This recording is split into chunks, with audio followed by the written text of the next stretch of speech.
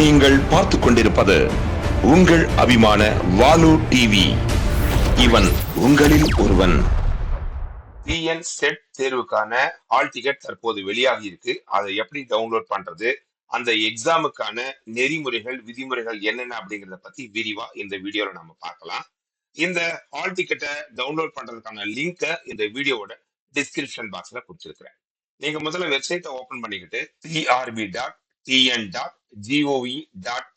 அப்படிங்கிற வெப்சைட்டுக்குள்ள போனீங்கன்னா ரைட் சைட்ல வாட்ஸ்னியூர் பகுதியில set exam hall ticket link இருக்கும். அதை கிளிக் பண்ணீங்கன்னா தனி லிங்க் அது ஓபன் ஆயிடும்.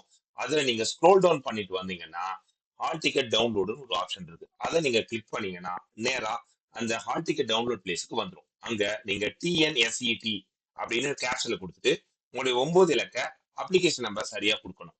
கொடுத்துட்டு அந்த பாஸ்வேர்டு என்ன அப்படின்னா, நான் என்ன ஃபார்மேட் கொடுக்குறேன் பார்த்துக்கோ, அந்த பேக் ஸ்லாஷ் கொண்டு கரெக்டா நீங்க கொடுக்கணும்.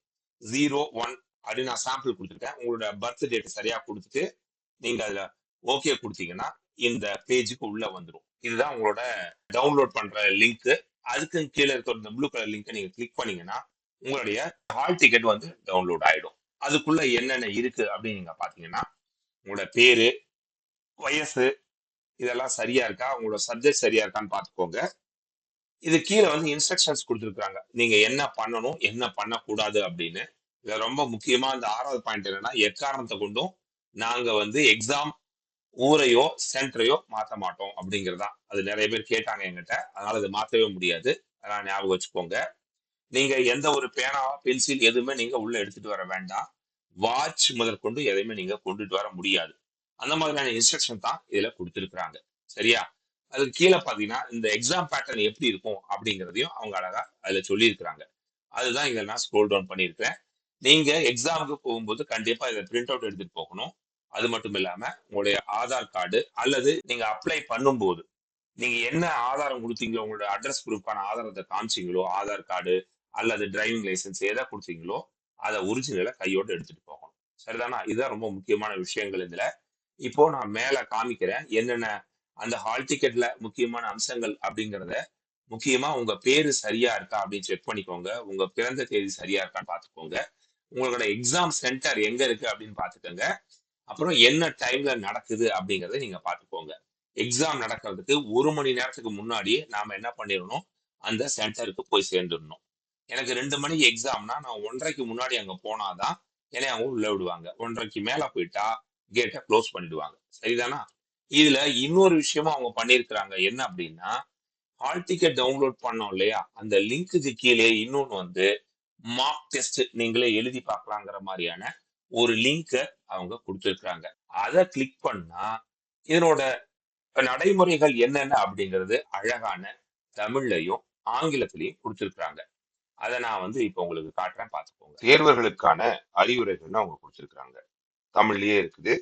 முதல்ல என்ன வந்திருக்குன்னா, பேப்பர் 1ல என்னென்ன கேட்கப்படும், பேப்பர் 2ல என்னென்ன கேட்கப்படும், அதற்கு எத்தனை மதிப்பெண்கள், எத்தனை கேள்விகள் எண்ணிக்கை அப்படின்னு கொடுத்துருக்காங்க. எவ்வளவு நேரத்துல இந்த தேர்வை நீங்க எழுதணும் அப்படின்னு சொல்லியிருக்காங்க. தவறான விடைக்கு மதிப்பெண் குறைக்கப்பட மாட்டாதுன்னு சொல்லியிருக்காங்க. ஒரு கேள்விக்கு 4 விடைகள் இருக்கும், அதை நீங்க தேர்வு செய்யணும். எந்த வரிசையில் இருந்து வேணாலும் வினாக்களுக்கு விடையளிக்கலாம். கணினி திரையில் மீதமுள்ள நேரம் திரையின் வலது பக்கத்தில் தோன்றும். உங்களுக்கு என்ன சந்தேகமாக இருந்தால் தேர்வு அறை கண்காணிப்பாளர்கிட்ட தான் கேட்கணும் அப்படின்னு அவங்க சொல்றாங்க.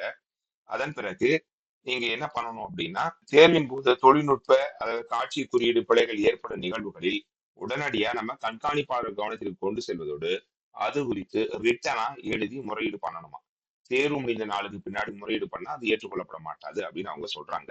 நீங்க எழுதி பார்ப்பதற்கான பேனா, பென்சில், ரப்பரு, பேப்பரு எதுவுமே எடுத்துட்டு போக தேவையில்ல, அவங்களே தருவாங்க. ஒரு வெள்ளைத்தாளை நீங்க எழுதி முடிச்சிட்டீங்கன்னா அதை அந்த தேர்வு கண்காணிப்பாளர்கிட்ட கொடுத்த பிறகு அவர் அடுத்த தாளை தருவாரு. அந்த ஒவ்வொரு தாள்லையும் உங்களுடைய அப்ளிகேஷன் நம்பர் கண்டிப்பா எழுதப்படணும்னு இதுல சொல்லியிருக்கு. சரிதானா?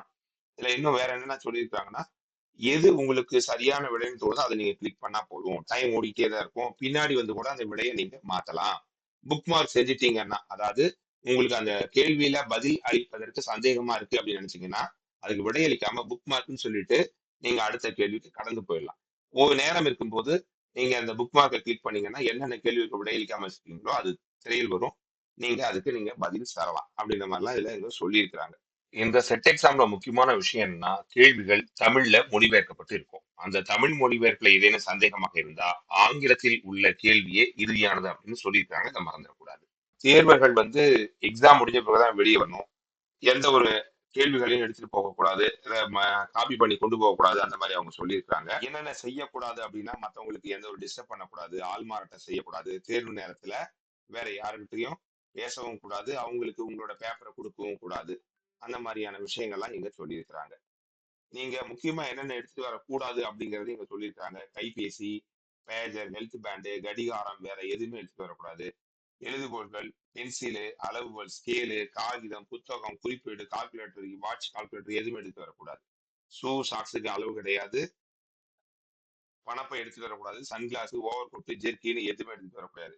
காதணி அணியக்கூடாது. விரல் மோதிரங்கள், மெட்டல் வளையல்கள், பதக்கங்கள், மூக்குத்திகள், சங்கிலிகள், நெக்லஸ் உள்ளிட்ட நகைகள் எதுவுமே அலௌடு கிடையாது. நல்லா தெரிஞ்சுக்கோங்க. நீங்க வரும்போது ஹால் டிக்கெட்டை ஒரு பிரிண்ட் அவுட் எடுத்துட்டு வரணும். அதுல நீங்க சைன் பண்ணி கொண்டு வரணும். சரிதானா? நீங்க அந்த ஹால் டிக்கெட்டை டவுன்லோட் பண்ண பிறகு முழுமையா அதுல என்னென்ன இன்ஸ்ட்ரக்ஷன்ஸ் இருக்குதுன்னு தெளிவா படிச்சுக்கோங்க. நான் சிலதை விட்டு இருக்கலாம். இதை படிச்சுக்கிட்டு அதன்படி செய்யுங்க. இந்த லிங்க் கீழே கடைசியா வந்தீங்கன்னா ஒரு ரெட் கலர் இது இருக்கு பாருங்க. ஐ அக்னாலேஜ் தட் மை பார்ட்டிசிபேஷன் இந்த ப்ராக்டிஸ், இந்த டெஸ்ட் ப்ராக்டிஸ் நான் அட்டன் பண்றேன்.